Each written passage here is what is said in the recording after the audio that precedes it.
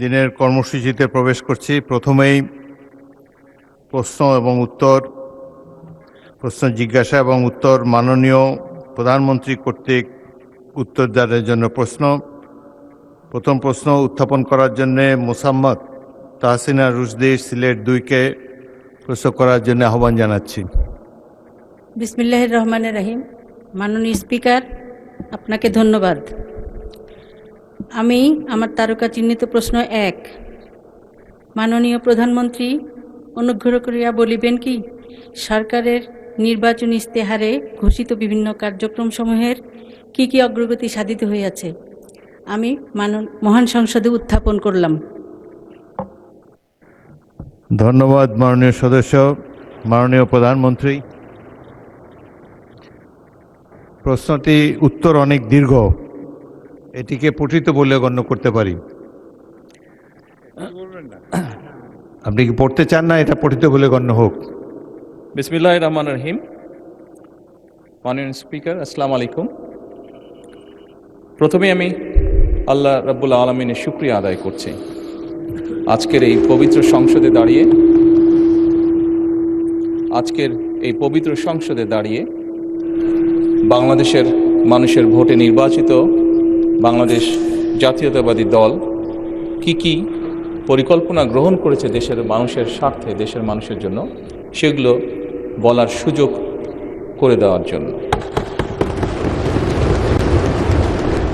একই সাথে আমি আন্তরিকভাবে ধন্যবাদ জানাতে চাই ঢাকা 17 আসনের যে সকল ভোটারবৃন্দ আমাকে নির্বাচিত করে এই আসনে প্রতিনিধিত্ব করার জন্য জাতীয় সংসদে পাঠিয়েছেন। একই সাথে যারা ভোট দেননি, আমি মনে করি আমার পবিত্র দায়িত্ব বাংলাদেশের নাগরিক হিসেবে তাদেরকেও প্রতিনিধিত্ব করা, তাদেরকেও দেখতে। মাননীয় স্পিকার, সরকারের নির্বাচনী ইশতেহারে ঘোষিত কার্যক্রমসমূহ বাস্তবায়নের জন্য সকল মন্ত্রণালয় বিভাগ আগামী 180 দিন, আগামী অর্থ বছর এবং আগামী 5 বছরের কর্মপরিকল্পনা প্রণয়নের জন্য এরই ভিতরে বিভিন্ন প্রকার উদ্যোগ গ্রহণ করেছে। ইতিমধ্যে নির্বাচনী ইশতেহারে ঘোষিত কিছু গুরুত্বপূর্ণ কার্যক্রম বাস্তবায়নের লক্ষ্যে উল্লেখযোগ্যভাবে অগ্রগতিও হয়েছে।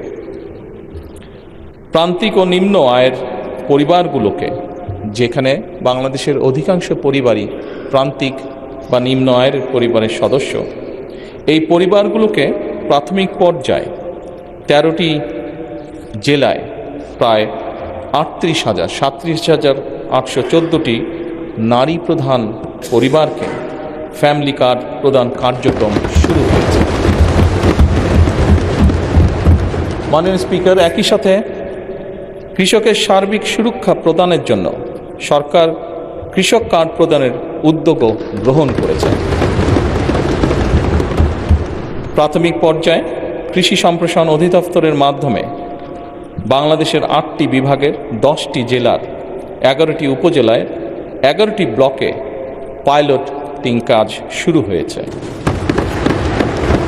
এছাড়া নির্বাচনী অঙ্গীকার বাস্তবায়নের লক্ষ্যে ইতিমধ্যে সরকার শস্য, ফসল, পশুপালন ও মৎস্য খাতে 10,000 টাকা পর্যন্ত কৃষি ঋণ এরই মধ্যে মওকুফ করেছে। মাননীয় স্পিকার, সরকারের নির্বাচনী ইশতেহার বাস্তবায়নের প্রাথমিক পর্যায়ে ঈদুল ফিতরের পূর্বেই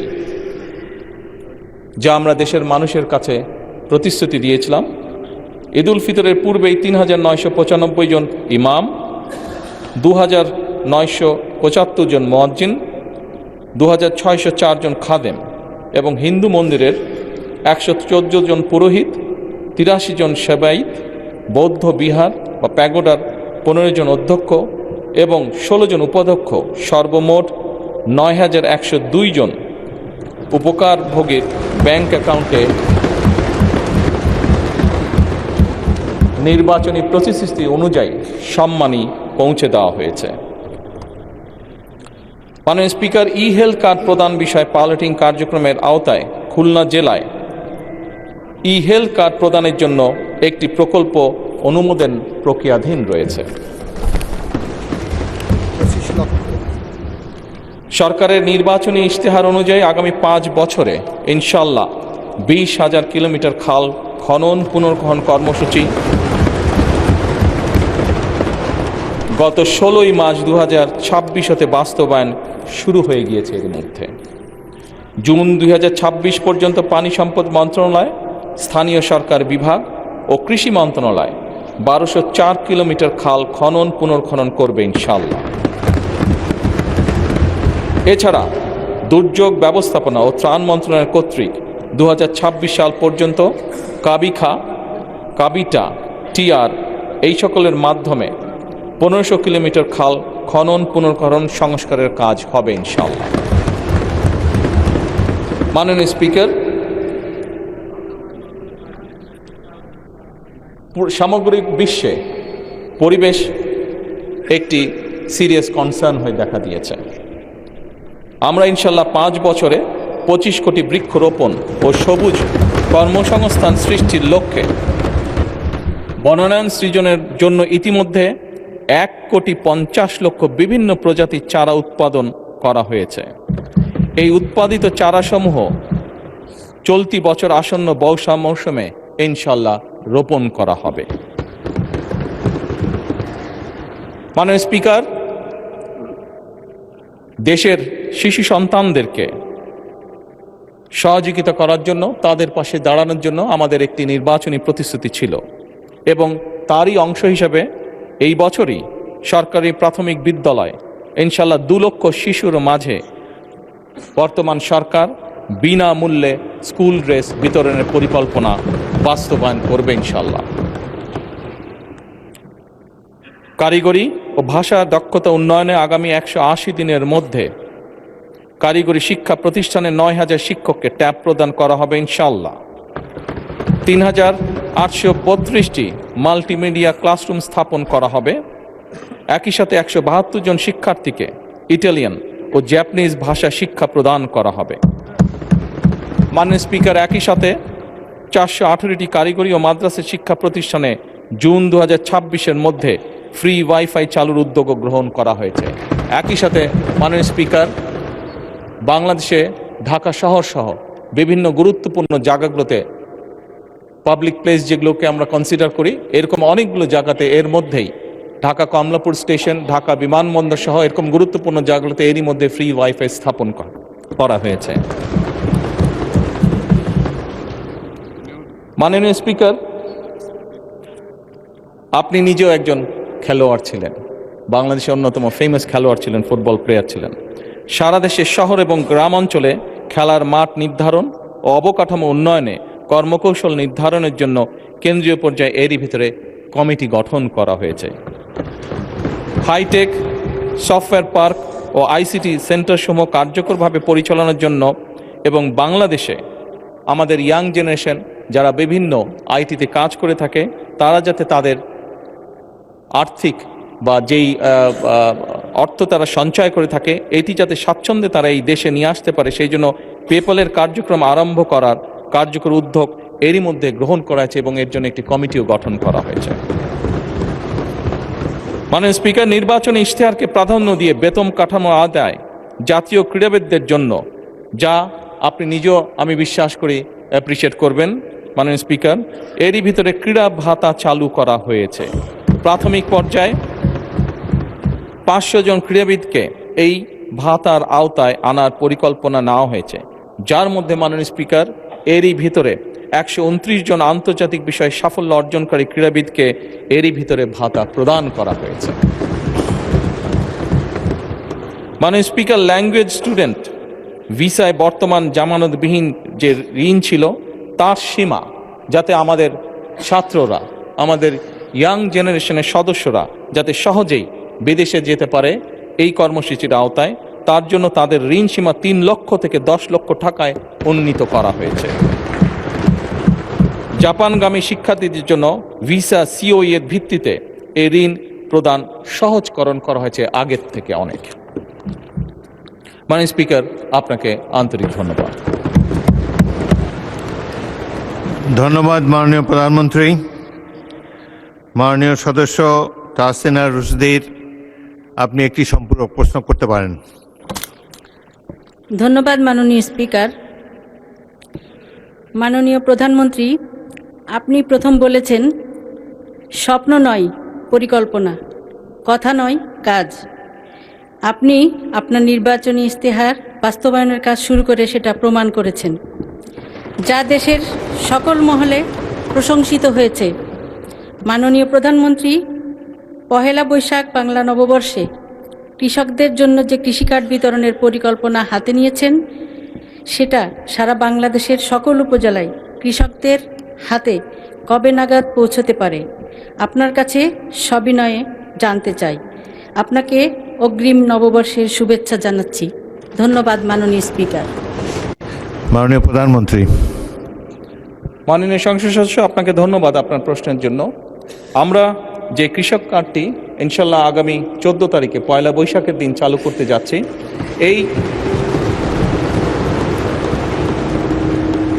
এই পাইলট কর্মসূচির আওতায় এরই ভিতরে আমরা প্রায় মোটামুটিভাবে 22,000 বিভিন্ন ধরনের কৃষক, প্রায় 22,000কে এই পাইলট প্রজেক্টের আওতায় নিয়ে এসেছি। বাংলাদেশের 10টি জেলায় এই কর্মসূচি আমরা শুরু করতে যাচ্ছি। আপনি যদি জিজ্ঞেস করেছেন যে কবে নাগাদ সমগ্র বাংলাদেশে এটি সকল কৃষককে আমরা দিতে পারবো, বাংলাদেশে সরকারের কাছে যে হিসাব আছে তাতে প্রায় 2,75,00,000 কাছাকাছি কৃষক আছে, প্লাস মাইনাস। আমরা ইনশাল্লাহ পর্যায়ক্রমিকভাবে আগামী কয়েক বছরের মধ্যে চেষ্টা করব, আমাদের সরকারের পরিকল্পনা রয়েছে সকল কৃষকের কাছে পর্যায়ক্রমিকভাবে পৌঁছানোর জন্য। ধন্যবাদ। সম্পূরক প্রশ্ন করার জন্য জনাব আখতার হোসেন আহ্বান জানাচ্ছি। আপনার মাধ্যমে মাননীয় প্রধানমন্ত্রীর থেকে জানতে চাই যে ফ্যামিলি কার্ড, কৃষক কার্ড, কৃষি কার্ড, হেলথ কার্ড যে ধরনের কর্মসূচিগুলো গ্রহণ করা হয়েছে তার ইতিবাচক কিছু দিক রয়েছে। জানার বিষয় হলো যে ঠিক কতজন ব্যক্তিকে বা পরিবারকে এই কার্ডগুলোর আওতায় নিয়ে আসা হবে, তাতে কতটুকু বাজেট বরাদ্দ করা হবে এবং সেই বাজেট বরাদ্দ সমন্বয় করতে গিয়ে মূল্যস্ফীতি, মুদ্রাস্ফীতির মতো পরিবেশ পরিস্থিতি যদি তৈরি হওয়ার মতো পরিস্থিতি তৈরি হয়, সেটার ব্যাপারে সরকারের পরিকল্পনা কি? আপনার মাধ্যমে মাননীয় প্রধানমন্ত্রীর কাছে সে ব্যাপারে জানতে চাই। মাননীয় প্রধানমন্ত্রী। ধন্যবাদ মাননীয় সংসদ সদস্য। আপনি যে প্রশ্নটি করেছেন যে কতজন মানুষের কাছে আমরা পৌঁছে দেব, তাই তো, এবং মূল্যস্ফীতি হবে কিনা, বাজেট কত, স্বাভাবিকভাবে বাজেট কত এটি আমরা আপনাদেরকে এখনই বলছি না। অর্থাৎ আমরা পর্যায়ক্রমিকভাবে জিনিসগুলোকে সামনে এগিয়ে নিয়ে যাব। আমাদের এক একটি কৃষক কার্ড এবং এক একটি ফ্যামিলি কার্ডে আমরা রেখেছি কৃষক কার্ড যারা পাবেন সেই সকল কৃষক 2,500 টাকা পাবেন বছরে, এবং ফ্যামিলি কার্ডে যারা পাবেন তারা সে সকল নারী প্রতি মাসে 2,500 টাকা পাবেন। আমরা যেহেতু প্রতি মাসে এটিকে এক্সটেন্ড করতে থাকবো, অর্থাৎ অধিক সংখ্যক নারী কৃষক কার্ড পাবেন, অধিক সংখ্যক কৃষক কার্ড পাবেন। একবারে সবাইকে দিচ্ছে না, পৃথিবীর কোনো দেশের পক্ষে একবারে সেটি সম্ভব না করা। সেই জন্য প্রতি বছরই আমরা বাজেটের স্যাংশন বাড়াবো, প্রতি বছরই বাজেটে আমরা টাকা অ্যালোকেট করব। এভাবেই পর্যায়ক্রমিকভাবে ধীরে ধীরে আমরা এগোবো। এবং অবশ্যই বাজেটের প্রাধান্য পাবে। এবং আপনি যেটা বলেছেন মূল্যস্ফীতি হবে কিনা, আমরা তো টাকা ছাপিয়ে দিচ্ছি না। আমরা যেহেতু টাকা ছাপিয়ে দিচ্ছি না, কাজে মূল্যস্ফীতি হবে না। বরং আমরা মনে করি এই টাকাগুলো যখন মার্কেটে যাবে, যারা কৃষক কার্ড পাচ্ছেন সেই সকল কৃষক, যারা প্রান্তিক পর্যায়ে নারীরা যারা পাচ্ছেন টাকা, নিশ্চয়ই তারা সিঙ্গাপুর বা বিভিন্ন দেশে টাকা পাচার করবেন না। সেই টাকা লোকাল অর্থনীতি দিয়ে তারা খরচ করবেন, এবং একজন নারী স্বাভাবিকভাবে সেটি তার সন্তানের লেখাপড়ার পিছে খরচ করবেন, অথবা সেটি তার সন্তান বা পরিবারকে একটু ভালো খাবারের ব্যবস্থা করবেন, অথবা তিনি লোকালি কোনো ছোট ব্যবসা প্রতিষ্ঠান গড়ে তুলবেন। ফলে যেটা হচ্ছে, যেই টাকাটা সরকারের কাছ থেকে তার কাছে যাচ্ছে সেই টাকাটা লোকাল ইকোনমিকে শক্তিশালী করছে, লোকাল ইকোনমিতে সেটি রোটেট করছে। যেমন একজন নারী যখন সেই টাকাটি পাবেন, উনি যদি একটি মুদির দোকানে গিয়ে সদাই করেন এরকম উনার আশেপাশে যারা সেটি পাবেন, আরও যে সকল পরিবার, আরও যে সকল নারী পাবেন, তারা সকলে যখন ওই মুদির দোকানে যাবেন, স্বাভাবিক সেই মুদির দোকানের সেল বাড়বে। সেই মুদির দোকানে যখন একজন কর্মচারী যদি এখন থেকে থাকে, 1 মাস পরে বা 2 মাস বা 3 মাস পরে সেই মুদির দোকান মালিক দেখবে যে আমার একজন কর্মচারী দিয়ে হচ্ছে না, তখন সে আরেকজন কর্মচারী নিয়োগ করবে। ফলে কি দাঁড়াচ্ছে? কর্মসংস্থান হচ্ছে, এবং সেই কর্মচারী 2 জন বেতন পাবে, তারাও গিয়ে গামছা কিনবে, লুঙ্গি কিনবে, অথবা তার সন্তানের জন্য চিপস কিনবে, অথবা একটা ছোট্ট ফ্রক কিনবে তার মেয়ের জন্য। ফলে লোকাল ইকোনমি আস্তে আস্তে স্ট্রেনদেন হবে, লোকাল ইকোনমি আস্তে আস্তে বড় হবে। কাজেই মূল্যস্ফীতি হবে বলে আমরা মনে করি না, আমাদের কোনো রিসার্চে মূল্যস্ফীতি বলে না, বরং অর্থনীতি আরও সচল হবে, অর্থনীতি আরও স্ট্রেনদেন হবে, এবং লোকাল যে সকল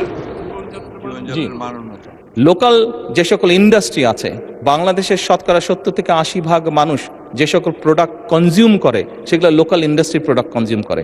কাজে লোকাল ইন্ডাস্ট্রিগুলোকে স্ট্রেনদেন করার এটি আরেকটি উপায়, এবং তার ফলে যেটি হবে, সামগ্রিকভাবে ডিপ্রাইভ যে সকল মানুষ আছে, আমি বলছি না যে আগামী 6 মাসের মধ্যে এটি হবে, তবে ইনশাল্লাহ 3 থেকে 5 বছরের মধ্যে আপনি যে পরিবর্তনটি দেখবেন, যারা প্রান্তিক গোষ্ঠীর মানুষ, তাদের জীবনযাত্রার মান ইনশাল্লাহ অনেক উন্নত হবে। ধন্যবাদ মাননীয় স্পিকার। ধন্যবাদ মাননীয় প্রধানমন্ত্রী। তারকা চিহ্নিত প্রশ্ন 2, জনাব ABM মোশাররফ হোসেন, পটুয়াখালী 4, আপনার প্রশ্নটি দয়া করে উত্থাপন করুন। ধন্যবাদ মাননীয় স্পিকার। কৃতজ্ঞতা মাননীয় প্রধানমন্ত্রী। আমি তারকা চিহ্নিত প্রশ্ন 2 উত্থাপন করছি। মাননীয় প্রধানমন্ত্রী, অনুগ্রহ করিয়া বলিবেন কি, সরকার কর্তৃক প্রবর্তিত ফ্যামিলি কার্ড কর্মসূচির মাধ্যমে নারীর ক্ষমতায়নের সুযোগ কতটুকু রহিয়াছে, এবং কতদিনের মধ্যে এই ফ্যামিলি কার্ড সারা দেশে সম্প্রসারণ করা হবে? ধন্যবাদ মাননীয় স্পিকার। মাননীয় প্রধানমন্ত্রী। মাননীয় স্পিকার এবং মাননীয় সংসদ সদস্য, আপনাদের উভয়কে ধন্যবাদ।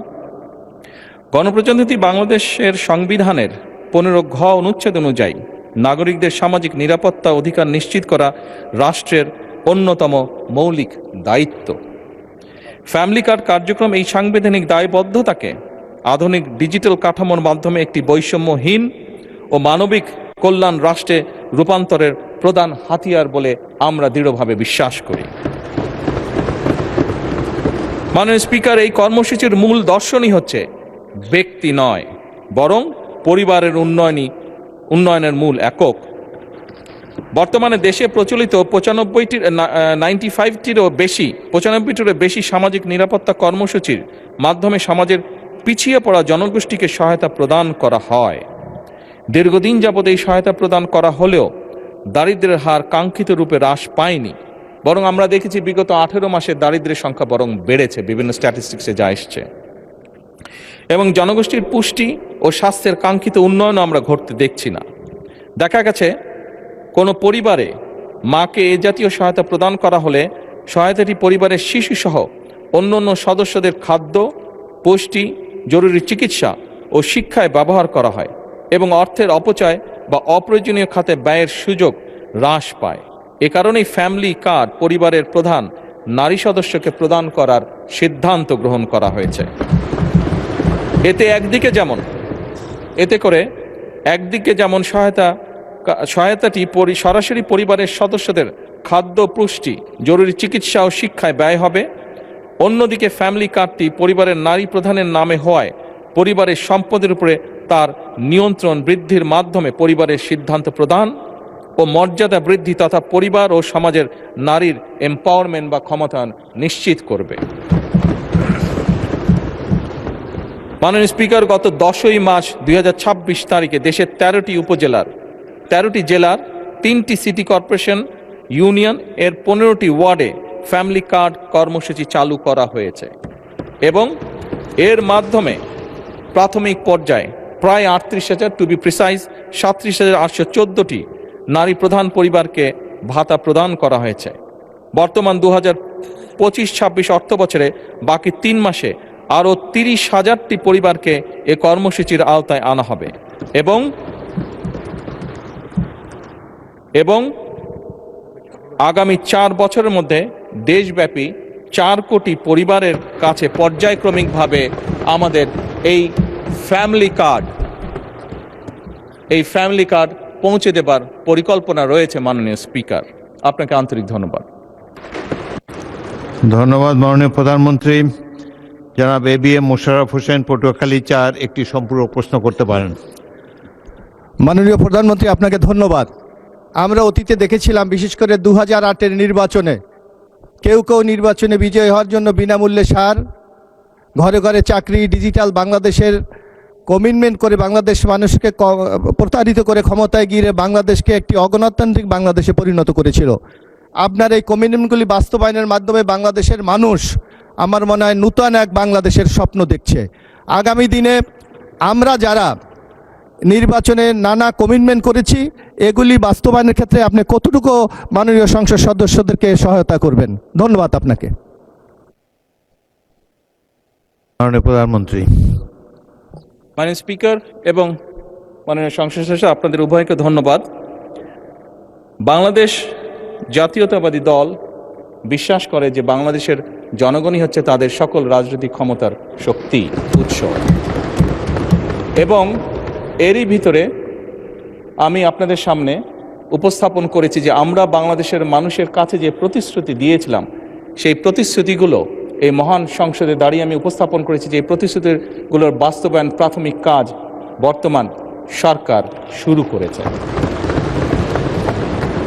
এবং যেহেতু আমরা বিশ্বাস করি জনগণই আমাদের সকল ক্ষমতার উৎস, যেহেতু আমরা বিশ্বাস করি জনগণের কাছে আমরা যে ওয়াদা করেছি সেটি পূরণে আমরা বদ্ধপরিকর, সেজন্যই বাংলাদেশের জনগণ যাদেরকে নির্বাচিত করেছে একটি নিরপেক্ষ নির্বাচনের মাধ্যমে, সেই নির্বাচিত সদস্যদের মাধ্যমে, সারা দেশের নির্বাচিত সদস্যদের মাধ্যমে, পবিত্র জাতীয় সংসদের সদস্যদের মাধ্যমে আমরা পর্যায়ক্রমিকভাবে আমাদের সকল কর্মসূচিগুলো ইনশাআল্লাহ বাস্তবায়ন করব।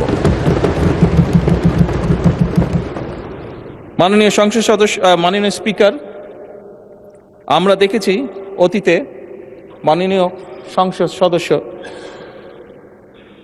আপনার প্রশ্নের রেশ ধরেই বলতে চাই, আমরা অতীতে দেখেছি বিভিন্ন রাজনৈতিক দল বিভিন্ন রকম কমিটমেন্ট করেছিল নির্বাচনের আগে। আপনি দু একটি কথা উল্লেখ করেছেন, কেউ কেউ বিভিন্ন রকম টিকিটও বিলি করেছিল। তবে